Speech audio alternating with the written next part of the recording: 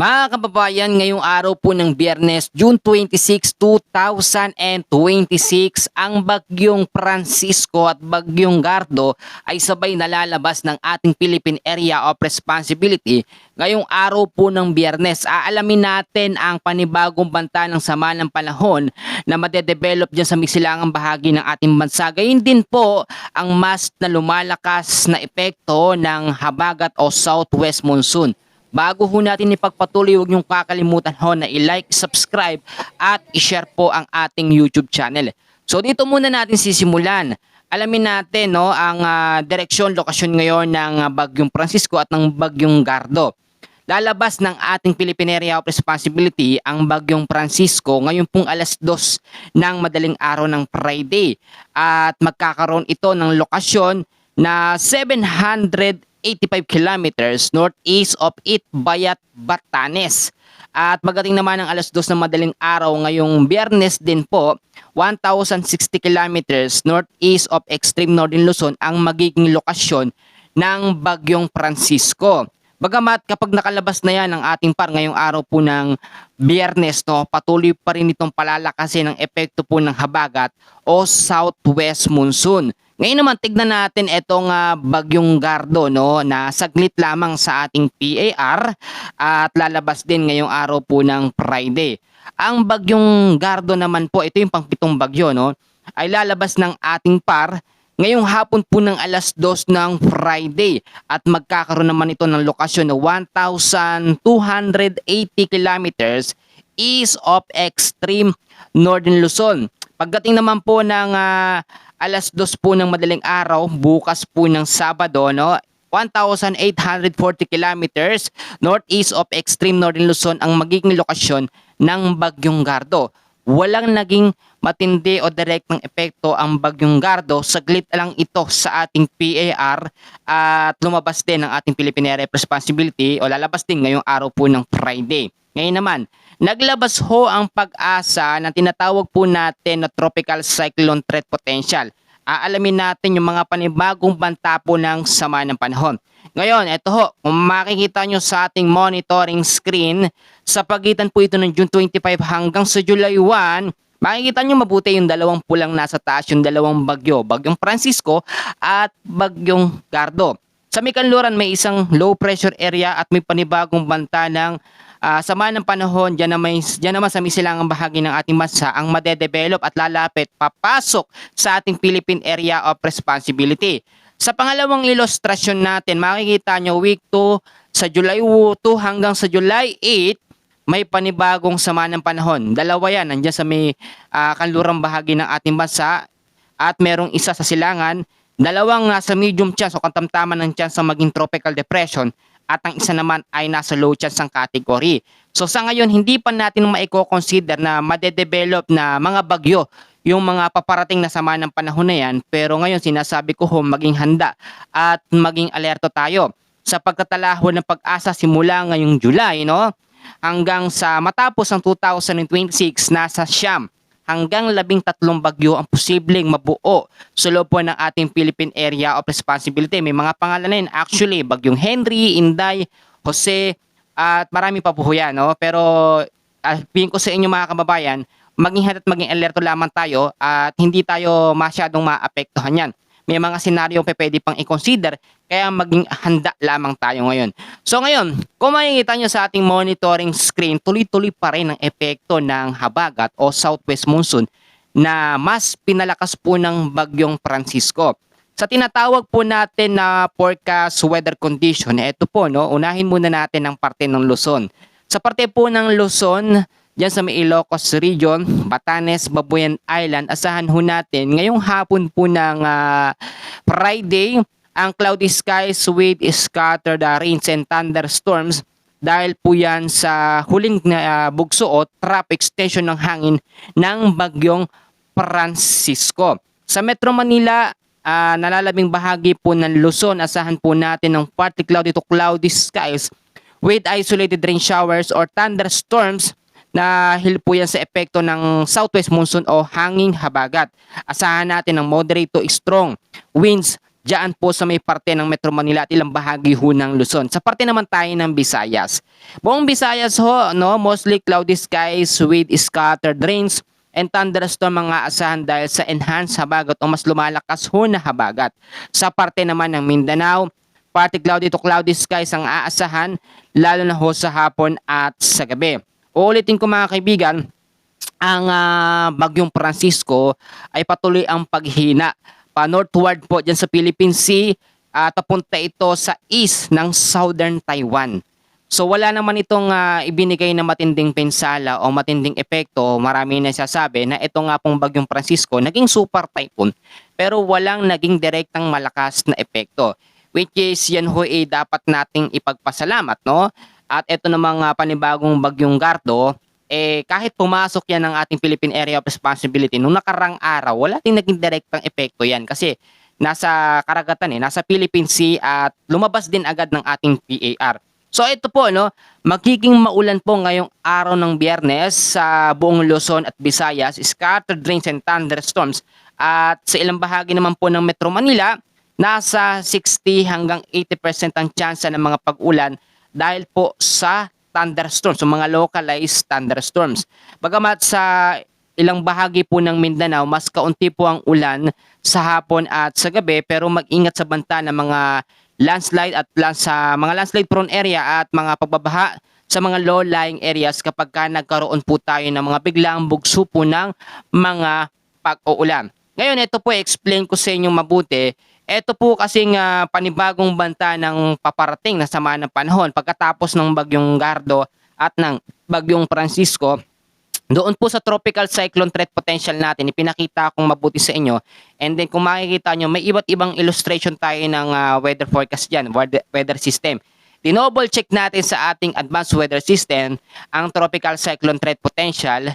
Ang magiging susunod na banta ng bagyong papasok sa loob ng ating Philippine Area of Responsibility ay tumataas ang tsansang mas maging malakas. So sa pagkakataong ito, pag may na-develop pong panibagong bagyo, ito po, tatawagin po yung Henry, Inday, Jose, yan yung mga susunod na pangalan ho ng bagyo. Mas magiging aktibo, pero hindi natin malalaman kung magiging typhoon o super typhoon. Pag sinabi natin aktibong bagyo, mabilis yung development. Bakit mas magiging aktibo ang bagyong susunod na darating? Dahil ho yan sa mas umiiral na lakas na epekto po ng habagat o southwest monsoon. Alam naman natin kapag meron po tayong southwest monsoon o hanging habagat, kahit wala hong bagyo ay nakakaranas po ng mga pag-uulan ang ilang bahagi ho ng ating bansa. Dahil nga po, lalo na sa kaldurang bahagi ng ating bansa, dyan sa may Palawan area, ang habagat kasi more on mas nagsisirculate yan pag may mga sama ng panahon. Ngayon naman, dahil po sa epekto ng southwest monsoon o mas lumalakas na habagat, meron tayong heavy rainfall warning. So ito po, inaasahan po ang 50 to 100 millimeters sa dami ho ng pag-uulan dyan sa may Zambales, Bataan at Occidental Mindoro ngayong hapon po yun ng Biyernes.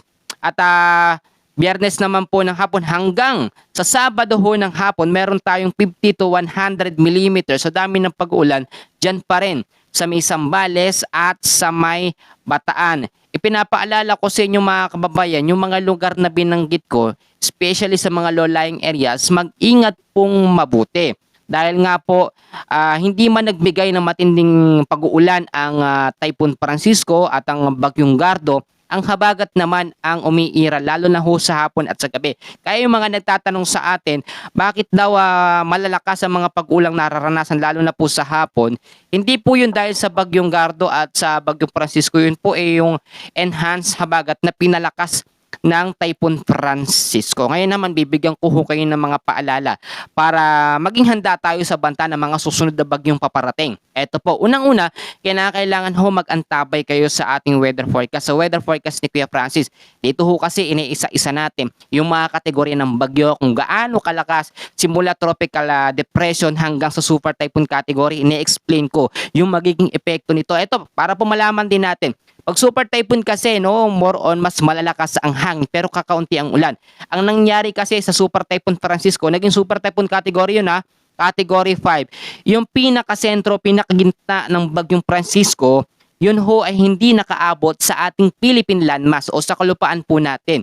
Yung pinaka-extension naman ng hangin o buntot ng bagyo ang tumatama sa ilang bahagi po ng Batanes dyan sa extreme northern Luzon. Kaya nga po hanggang signal number 1 lang na itaas kahit category 5 o tinatawag natin na super typhoon ang Bagyong Francisco, signal number 1 lamang ang naitaas. Kasi may nagtanong sa atin, Kuya Francis, super typhoon, bakit signal number 1 lamang?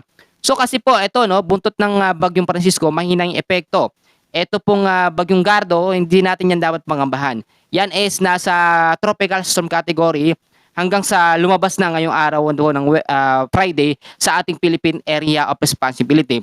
Pangalawang paalala ko, may panibagong banta tayo ng sama ng panahon sa tropical cyclone threat potential. So yung mga low-lying areas dyan sa Metro Manila, silang bahagi po ng Visayas at Mindanao, maglinis ho tayo ng kapaligiran. Mga basura plastic na siyang pinagmumulan o nagiging main cause po ng mga pagbabaha ay linisin ho natin. Alam naman natin mga kaibigan, kahit walang bagyo, ang habagat magpapaulan pa rin lalo na po sa hapon at sa gabi. Yung mga bugso-bugso po ng mga pag-uulan. At minsan sinasabayan pa yan ng mga localized thunderstorms na may dalawang kategorya. Ang dalawang kategorya, yung mahinang thunderstorms at yung isa naman ay yung severe thunderstorms na talaga pong malakas ang nagiging epekto. Pangatlong paalala, lagi ko sinasabi, ngayon po, kinakailangan natin i-ready ang ating tinatawag na go bags, yung mga importanteng gamit, ilagay isiplak, mga dokumento, mga papeles na kapag nabasa talagang hindi natin mapapakinabangan, ilagay nyo na, i-safety nyo na sa mga safe na lugar na hindi mababasa ng mga pagbabaha, lalo na po sa mga mababang lugar. At ito, importante,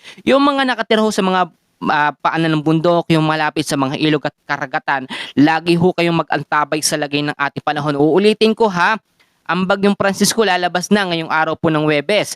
Ang Bagyong Gardo lalabas din, sabay na lalabas yan. Pero may panibagong banta ng bagyong paparating sa mga susunod po na mga araw na kailangan po nating bantayan at i-monitor. Ito pang isang paalala ko na lagi kong sinasabi, no? Kinakailangan mag-imbak, mag-stock po tayo ng pagkain na tatagal ho ng pang ilang araw. Bagamat ngayon napapadalas na mga pag-uulan sa hapon at sa gabi, kailangan meron tayong naki-stock na pagkain. Pati na tayo labas na labas. Dudukot na lamang tayo, bigas, mga dilata, kung ano lang po yung kaya natin mga kababayan. At eto, importante, ipanalangin natin sa Panginoon dahil nga po ngayon officially wet season na, inaasahan po ang mga sunod-sunod na banta ng mga pag-ulan. Hindi lamang dahil sa bagyo, bagkos sa habagat o southwest monsoon.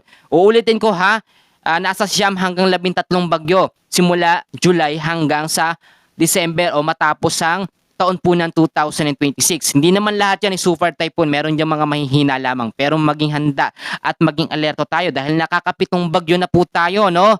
At kailangan yan ay ating paghandaan at maging always handa.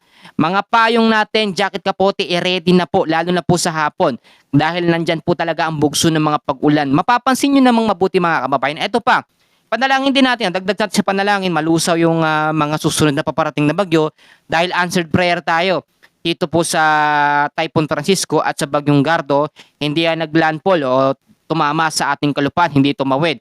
Pero yung mga panibagong banta ng sama ng panahon na pinakita ko sa ating tropical cyclone threat potential, may mga tsansa na mas malapit yun sa ating kalupaan. So sa mga nagsasabi dito sa ating forecast update, no, ay parang kwento, yes, ganito ang sistema natin, in-explain natin. And sa mga senior, sa mga nanay ko dyan na laging nagko-comment, maraming salamat ho sa inyong lahat at babawi naman ako sa mga next update natin at kapag may time isa-shout out ko po kayong lahat. Ganito po ang mangyayari. I-summarize nating lahat. Ang ating pangunahing weather system ngayon ay ito pa rin pong habagat o southwest monsoon. Ang Bagyong Gardo, ang Bagyong Francisco, sabay na lalabas ngayong araw po ng Friday. Yung isa sa madaling araw, yung isa naman po sa hapon ng 2:00. Panibagong banta ng bagyo paparating by next week o sa mga susunod na mga araw. Kinakailangan makita natin ng forecast track at magiging direction po nun. So ngayon, yan muna ang ating pinaka-latest na weather update dito sa Francis Weather Update. And maraming salamat po sa inyong patuloy na pagsuporta. Maraming salamat. God bless po sa inyong lahat.